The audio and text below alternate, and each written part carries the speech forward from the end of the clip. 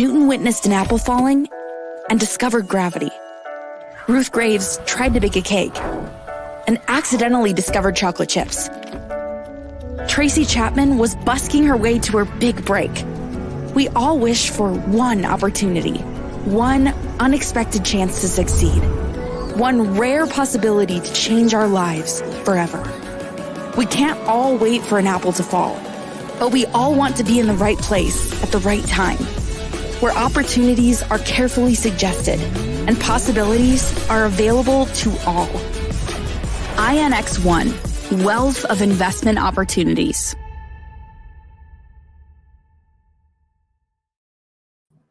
Thank you. Hello and welcome to the INXY webinar series. Thank you to our producer, Itzek, for bringing the heat, making our intro smooth and sound. I'm joined by two of my favorite people in the world, let alone in the capital market space, Gadi and Bob. How are you guys doing? Doing great. So Gadi and Bob are our capital markets team. They're the engine that makes it all tick. And today we're going to be talking about security tokens, the market opportunities, the kind of industries that are right for tokenization. And most importantly, we're going to be looking at some go-to-market strategies for security token issuers. So whether you're just coming in curious about the space, you're in the crypto space, you want to see what's happening on the other side of regulation, where compliance is key, or whether you're an actual business looking to raise capital with security token, in the next 20-25 minutes, you'll be upping your knowledge quite significantly thanks to my two special guests today. So let's get started. No pressure, Gadi, huh? So we can move to the first slide and we can, get off. Basically, today we'll be covering, by the end of this webinar, you'll have a bit of a understanding about the market opportunity, why all these institutions are getting into security tokens, and why the security tokens were the only sector of the crypto digital asset market to actually grow in 2022. We'll look at a very important graphic that we've shared around on social media about the benefits of tokenization over traditional methods. We'll analyze them one-one. We'll see some of the industry-specific things to keep in mind around tokenization. We'll meet tokenomics, which is essentially the structure of your token model. And we will finish off with how to market your security token offering. I like David, whoever's looking at this now is thinking, right, we're going to have the playbook at the end, right, where it's more like, this is all our experiences, our thoughts, having, kind of been in this space for probably longer than, most of the other, players in the market. So, looking forward to sharing a lot about what we're learning, what we're seeing in the space, what resonates, what potentially doesn't seem to work or might not be that suitable. And there's so many factors. So looking forward to having this session with you guys. Let's hit it. Producer Itzek, if you could take us to the first section, please. So Larry Fink will start off with BlackRock is the asset manager to beat all asset managers. They have their hands in a number of pies around the world, and the CEO has his eyes firmly set on tokenization as the future of capital markets. We'll see in the next slide that he's not alone. He's joined by a lot of other institutions that are backing up their word with action and actually taking an active interest in the space. We can move to the next slide. So we have, obviously, JP Morgan is, undercover one of the most significant players in the tokenization space. Jamie Dimon, their CEO, has famously come out swinging against Bitcoin and crypto a few years ago. But, watch what I say, not what I do, what I do, not what I say. Yeah. And what he's doing is actually investing heavily in the infrastructure to be able to support repo transaction. And then we have Boston Consulting Group. David, it's not just the repo stuff that JP. everyone at this time, all of these tier one banks and these players, let's not kid ourselves. They have very active teams researching, trialing, investigating, participating in all kinds of different initiatives, whether it's enterprise blockchains, public blockchains. So we hear about the stuff that kind of maybe bears fruit or that they decide they want to share, but we know that there's it's literally a race. And when Larry Fink says it in a sort of, oh, by the way, this is the next thing, make no mistake, there's a lot of budget dedicated to teams at all of these entities that are very actively scurrying away and working at, identifying opportunities, finding the efficiencies. Like when you look at these large entities, some of these changes equate to tens, if not hundreds of millions in things like operational costs, for example, or compliance related costs. So it isn't some kind of fad about just being in the new space for the fact that it's important to be in it because you don't want to get left behind. A lot of it really rests on very clear cost saving benefits, right? And of course, you have the attention of Jamie Dimon and anybody else when you talk about technology that could save you tens of millions in your annual operating or compliance type stuff. So anyway, didn't want to interrupt. That's a good point that you bring up, and I think with you going back to the repo, I was actually having a conversation with Gadi about this because Gadi, you've come from a background in this kind of transaction in the traditional world, so maybe you can share with us a little bit about what is a repo transaction that banks kind of do between themselves, and why is this something that tokenization can really transform? Well, obviously, tokenization can help a lot on any transaction that's being made on markets, especially derivative markets and so on. But I think I'll take that question to a different angle and say, basically, those tier one institutions, their major business is new markets, new margins, and that's why this space is so appealing to them. Obviously, after crypto has changed to security tokens, so that's specifically why those tier ones has that so much interest in this, and some of them are hiding that interest at this point, working in the dark behind what everybody else thinks and pushing things like a puppeteer in some way. That's why that market will get bigger down the road, hopefully in the next 12 months as I see it. Definitely. So moving on to the next slide, I think we'll actually see where the market's going. Can I just going back to that slide? So I know your intent was to have kind of these big names on there, and there's a lot more, right? I mean, if you stay abreast of tokenization, some exciting stuff is happening with more companies that are or opportunities that are closer to like retail. I mean, some of the tokenization opportunities or projects by these names on the screen are they're purely B2B plays, right? They're institutional plays. Whereas if you look at the Siemens corporate bond that was announced about a month ago or so, or the Euro T7 bond coming out of Liechtenstein, these are accessible to retail.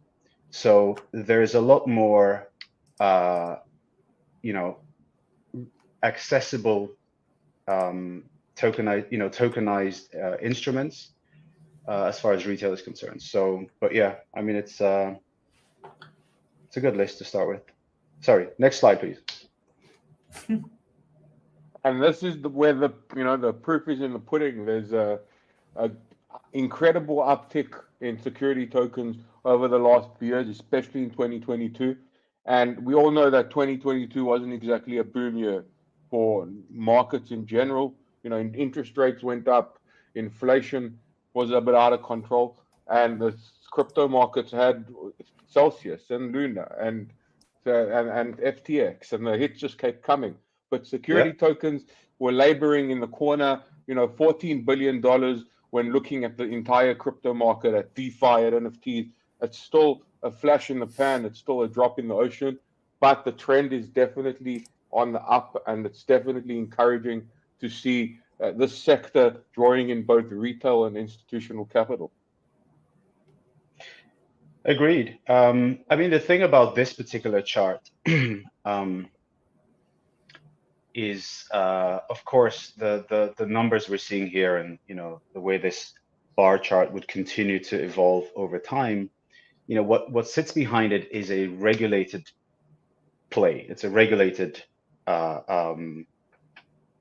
space, right? It isn't like unregulated TV. It's not like TVL on DeFi, right? Which could, go up and down, for a whole bunch of reasons, not just the value of the tokens in those or the values of the deposits into those DeFi ecosystems, but things like, hacks or other kinds of events, regulatory events that suddenly take an entire DeFi ecosystem offline, and you kind of have like huge huge changes to the volume here. I mean, I look at this and 2022, it looks crazy, right? Despite everything that happened, like you said, we know there's these conservative forecasts of like, 16 trillion by 2030, which I would agree are probably conservative. So 2023 is off to a big bang start just by virtue of some of the announcements that have been made and some of the things that we see coming out. So let's see.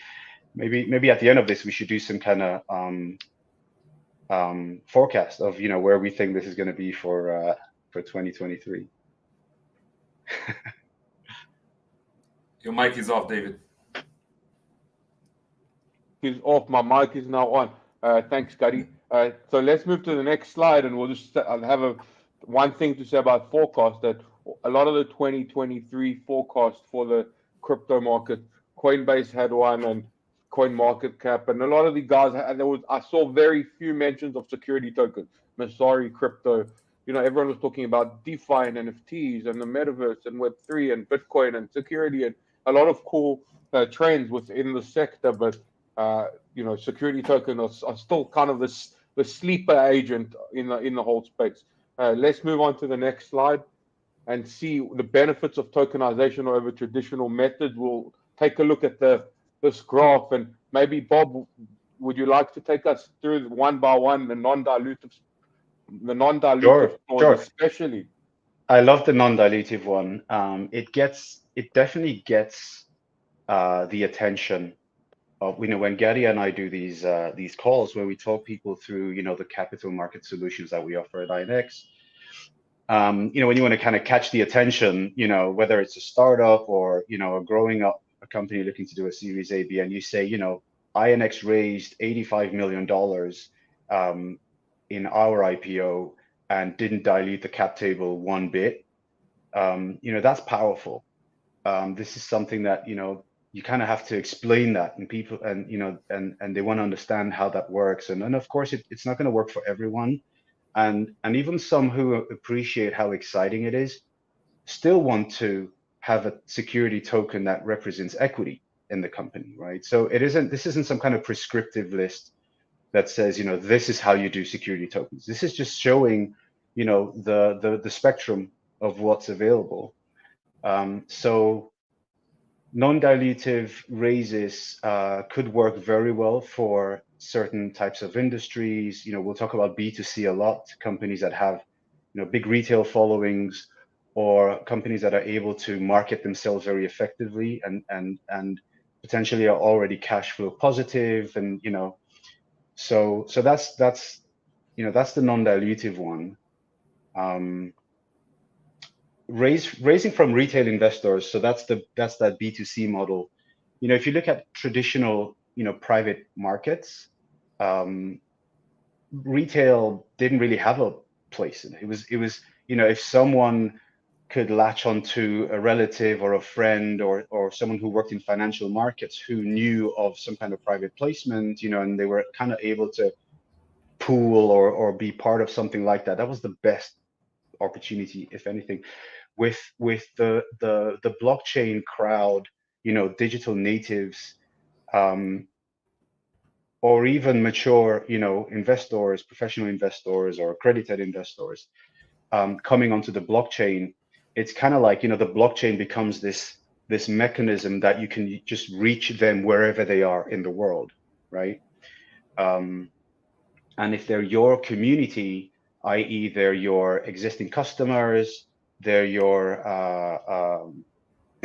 fans of your product, they use your solutions or your product, then you have a head start, with these types of potential investors.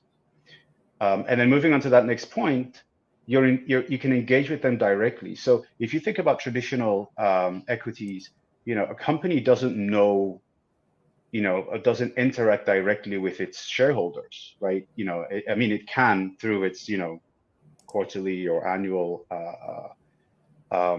events, but being able to, allow your shareholders to identify themselves potentially through like a QR code that just shows their wallet holdings or things like that, maybe at a point of sale, right? So an investor walks into an insumer, you'll hear this term a lot more, the insumer, which is your investor / consumer, could walk into a place of business and identify themselves as an investor and hold up a QR code on their phone and say, here's something that shows I'm a token holder of your equity or of your company. So that's really exciting. And so obviously, these are opportunities that start to, become new ways for brands and companies to interact and explore new loyalty programs and new ways basically of interacting with customers.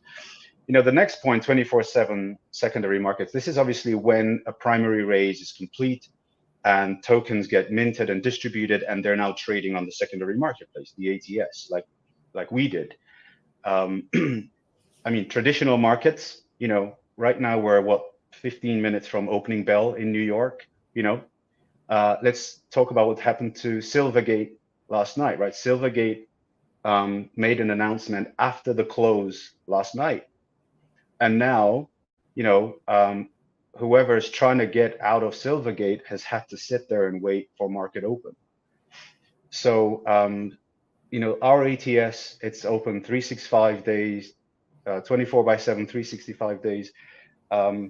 We even settle trades on a weekend, right? That's crazy. So, the list goes on, investing with crypto, again, digital natives, people who sit with Bitcoin, Ethereum in their wallets, and they discover an investment opportunity, they're cash strapped, or they're looking to reduce their exposure to more risky crypto assets. They could easily sell that crypto for fiat and invest that and use that fiat to make investments into one of the various raises happening within that ecosystem. And then when we speak to issuers or potential issuers, we're speaking more and more to those who want to issue some kind of debt, who want to basically take some kind of debt model, right? So they're going to raise money to finance a loan, an existing loans business, and they're going to pay out something like 7%, maybe twice a year, to the guys that they raise the money from. This is interesting. This is exciting stuff. The fact that you can tokenize and securitize this entire industry vertical, and there's loads and loads of debt plays, right? So yeah. I personally think, let me just jump in there, Bob. Let me just jump in real quick. Just say the last thing about after moving all those through is there is a reason why out of top 4, top 3 is related to retail investors. I think that's what INX empowers the most. The opportunity to have your retail investors as a partner, either as an equity or a revenue share, but keep them engaged with your brand and to be partnered with you. That's the future. That's Web3. That's what we are all about, basically. Non-dilutive and all other sections obviously are very important, but that's different ways how we can use that to get to those retail investors and to get them engaged with us. I think that's the bottom line in my perspective for this.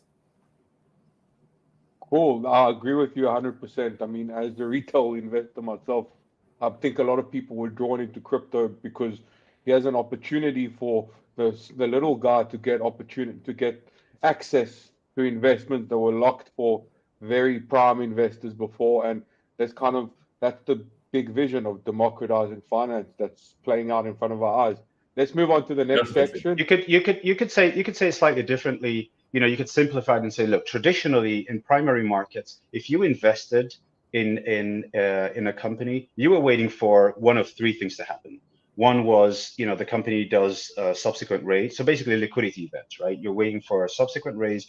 You're waiting for that company to float publicly, at which point you would have secondary liquidity, or unfortunately, the company goes out of business, right? And now suddenly, here comes a solution that allows you to potentially within, you know, days of making that investment, or 40 days if it's a Reg S, or 12 months, it all depends, being able to exit your position or actually invest more, right? And this is, you know, this is huge. This is a huge difference. This is a huge enablement to the capital market space. Cool. So before we discuss the industry, I just want to shout out everyone watching this, the INX community, our team all over the world. Let us know where you're watching from by commenting on whatever platform you have. If you have a question, put it on the comment section. Gadi and Bob will happily address it. So let's see what industries are most ripe for tokenization, and kind of we want to actually give you guys a little glimpse into this, the nuance and the variety of security token offerings possible by going through the current issuers on the INX platform. So, Bob, what are these 4 companies that are issuing at the moment on the INX platform? They couldn't be more diverse, right? You know, so on this topic of, you know, what industries, I mean, this just shows that at this time, we're not at a place you know, we're not at a point where one industry is going to emerge as the, you know, the industry that best could benefit from tokenization.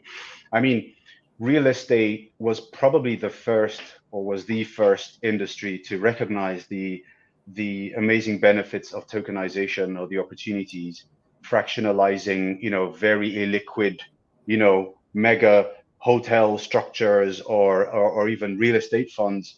I mean, that's very, very attractive. And, you know, they've been in this space for a few years now.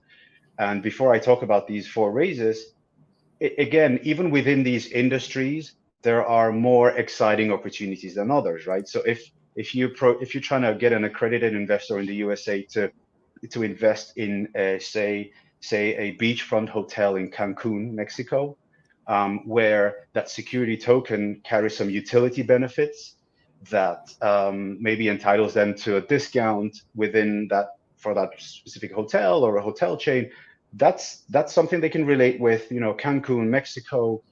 And then there's the alternative investment opportunity, which might be a condo complex in, you know, in Ohio, right, which is potentially less exciting. So there isn't a straight answer here, to be honest, about, you know, entire industries. There are very many verticals and subspaces within industries that tokenization will cater to better than others. In some cases, tokenization should disrupt entire, you know, verticals within industries, and I think with time we will see that.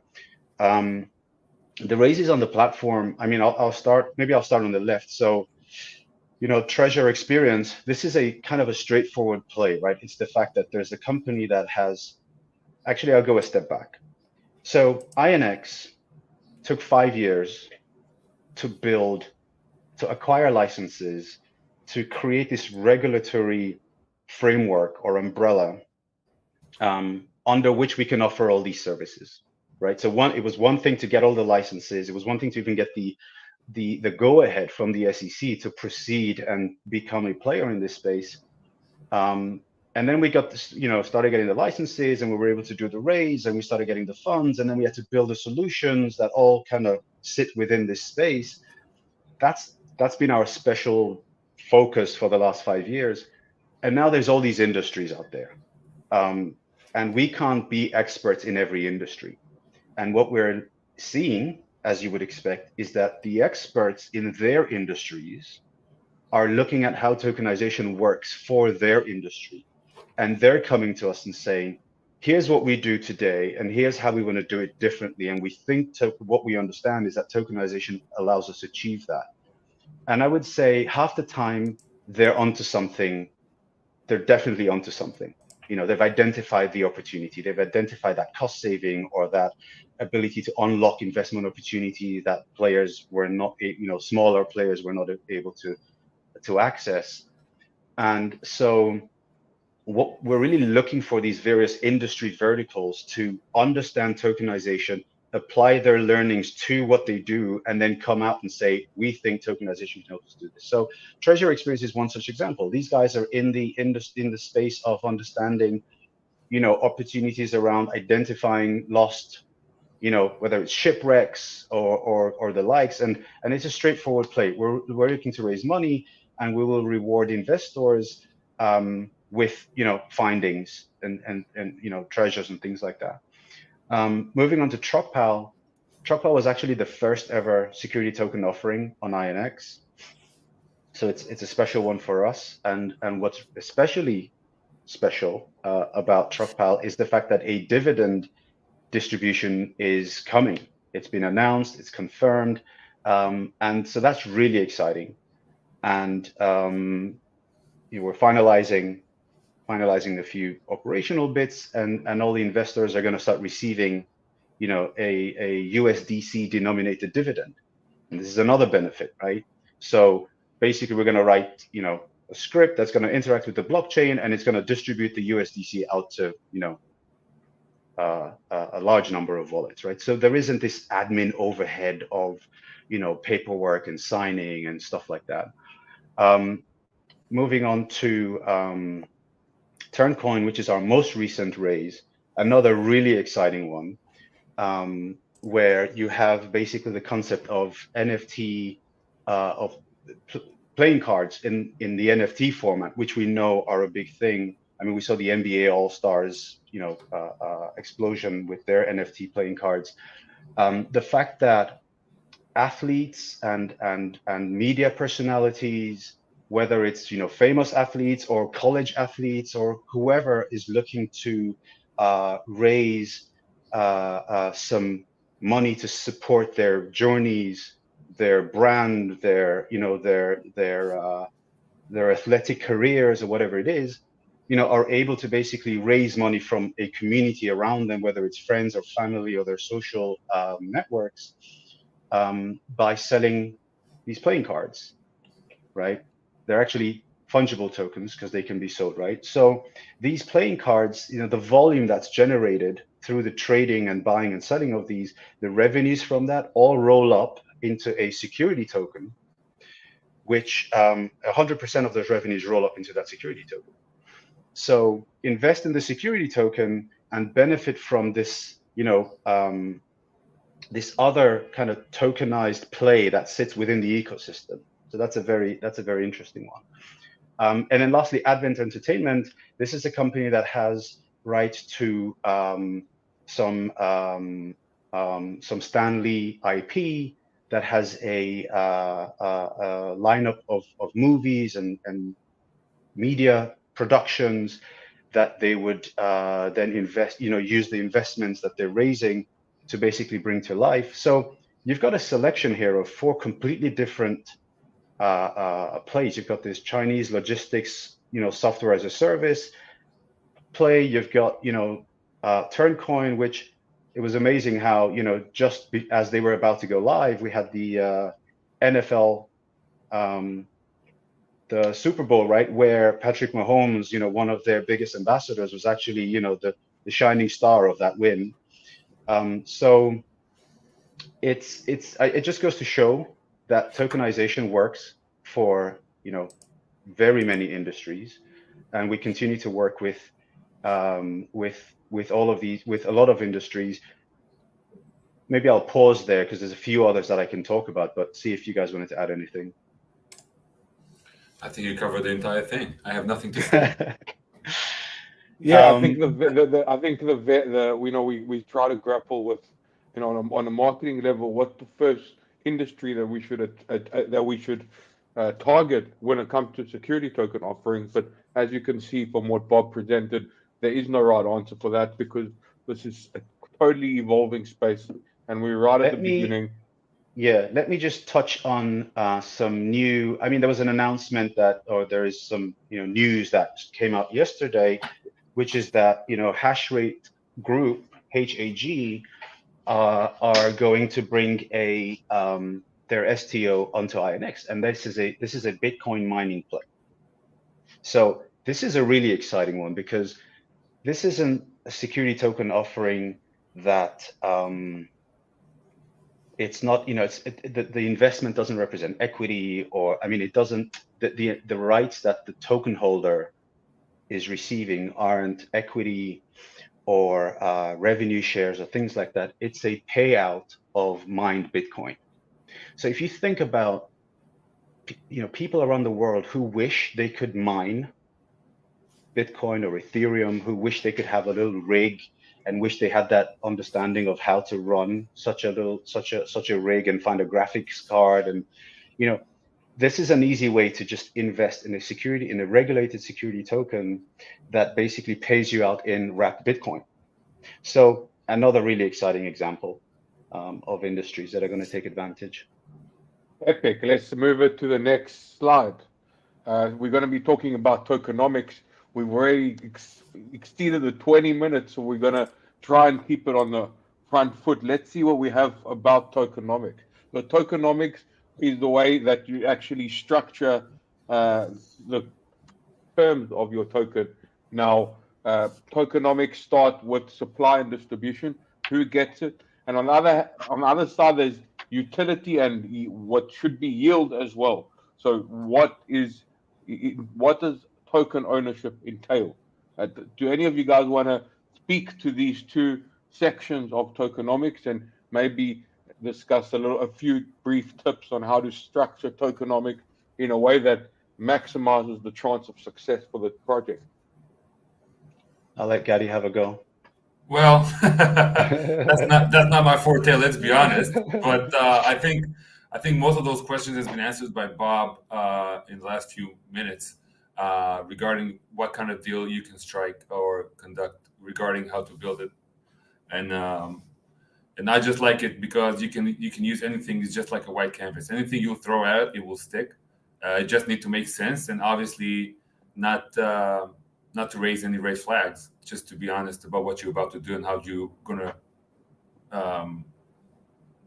make revenues at the end of the day and distribute them. So there's a lot of ways to be doing this, and since all the time has been gone for some reason, I think we need to be a little bit shorter on this. But I think Bob has covered this right before this. Yeah, I think we dealt quite deeply into the tokenomics. I'll just point out one important thing about tokenomics, and that's on the right-hand side, dividend voting rights. Those are two things that are uniquely security-type features, right? That's a characteristic of a security that it can pay a dividend, that it gives certain voting rights. So if you have and we did have a question coming in from the audience about how security tokens can fix the problems with regular crypto. And one of those problems is that a cryptocurrency that pays out return, that pays out yield. And we're starting to see it with some proof of stake coins as well, stable coins even. Any yield generating crypto asset, digital asset, could be at risk of being classified as a security. So the benefit of tokenization is that you can shout it from the rooftops that you have a dividend to distribute, because you're allowed to do that as a registered securities issuer. Absolutely. When you look at anything that's got staking or yield or or farming, and you're starting to touch on that securities laws. So why not just switch over and use the framework that allows you legitimately declare that there is an investment undertaking here that will yield some kind of reward, and detail this in a prospectus, and not be worried about not having disclosed risks or disclosed the way the founding team, the team behind the project are meant to be compensated for their efforts, and all of these things that sort of start to play into that how we test. So one very exciting concept that we're speaking to a couple of potential issuers with about is building a DeFi ecosystem, raising money to build a DeFi ecosystem where you have a security token that sits at the top, kind of at the top of this ecosystem, but then you have tokens, and very transparent DeFi, composable DeFi activities that in one way or the other could roll up and interface or interact with that security token. I'm not saying this is happening. I'm not saying this is going to happen. You're opening wormholes, rabbit holes the size of planet Earth over here. All I'm trying to say is the industry verticals are exploring. They're pushing the boundaries. They're already far ahead of others who haven't discovered security tokens yet. And so we're having lots of exciting conversations. And just to this slide, I would simply say, there is no one size fits all, right? There's all kinds of different companies and different verticals and different industries that are able to, to design their utility and security features differently.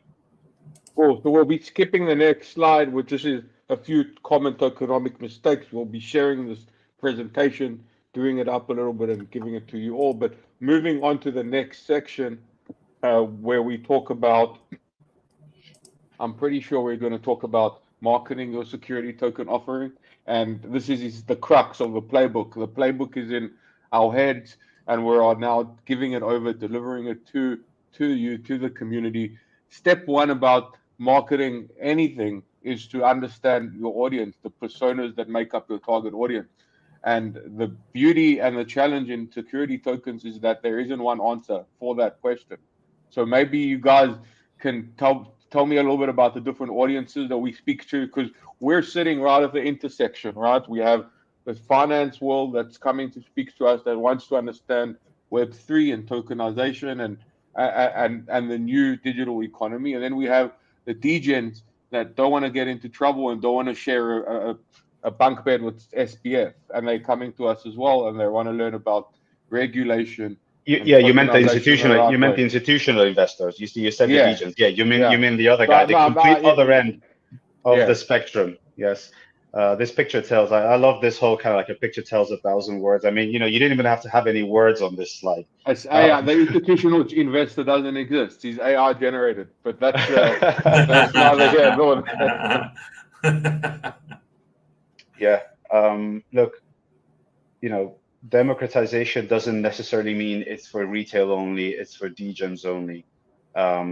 Yes, the term is interpreted, primarily in the way of, the retail that didn't have access, but there are smaller institutional investors. There are small family offices that are not able to participate in certain deal sizes where the minimum ticket sizes are just too, out of their reach. And I suppose the token, the security token itself, and the company that's looking to do the raise, doesn't necessarily have to be catering to one or the other of these, or could be catering to both of them, right? So if a company is looking to do a raise for, I don't know, $10 million, and they can bring in some institutional investors to take, 70-80% of that raise, and then make sure that the minimum ticket size is low enough that retail is able to participate in that raise as well. You kind of have the best of both worlds.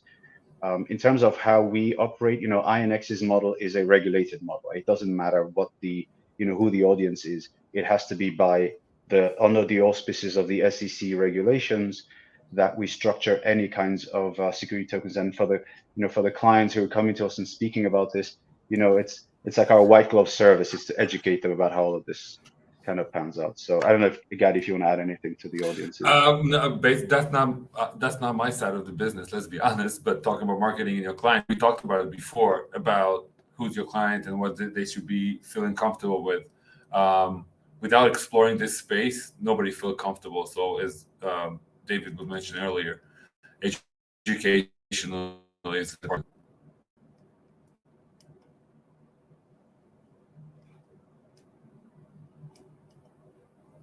You guys can hear me? We good? We're still on?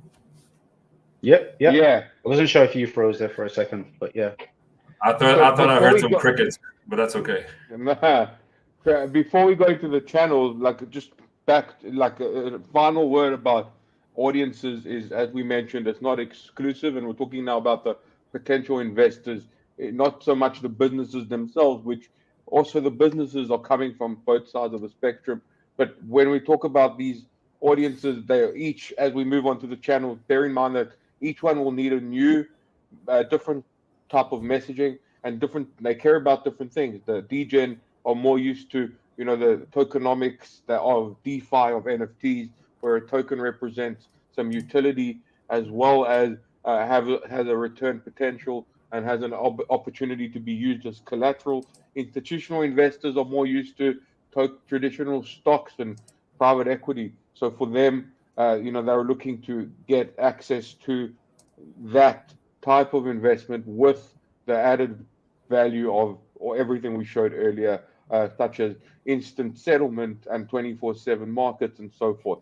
But in terms of the channels to which you can, where you market your security token offering, for a typical, if you want to do a Reg D or a Reg S offering, traditionally you might, you do some PR, you might be on TV, but places like Twitter and Discord and Telegram won't be on your radar just because you're not targeting the Web3 crowd. The second you move into security token, along with needing to be at conferences and needing to do PR and Google SEO and all the traditional channels, and LinkedIn, of course, the biggest business network in the entire world, you'll also need to pay attention to where the Web3 community is hanging out at.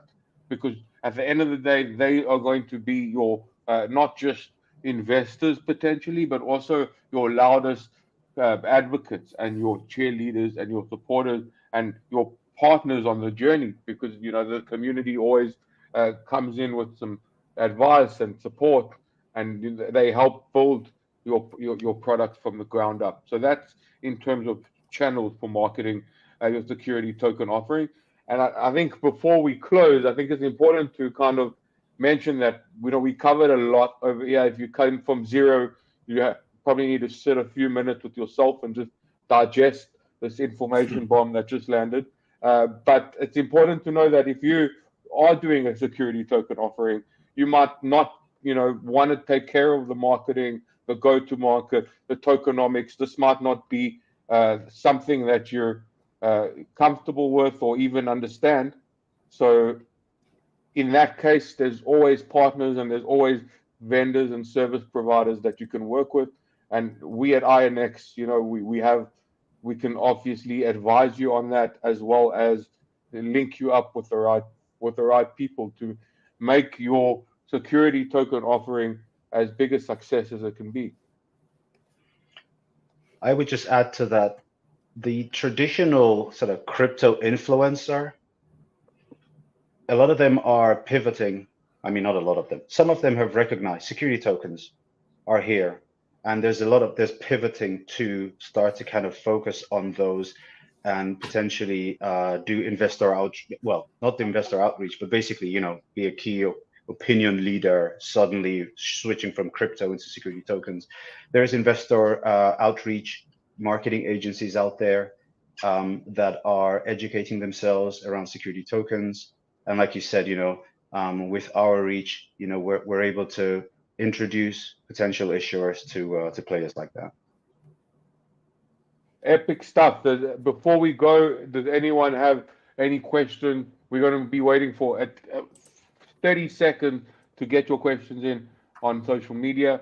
Gadi, Bob, thank you guys for joining me. It was a very enlightening session. I mean, I've learned tremendous from the two of you over the last few months, and I'm happy that the rest of the world got a chance to learn as well. Thank you, David. Pleasure. I think that's it. I think we're done. This is recorded. It will be live on.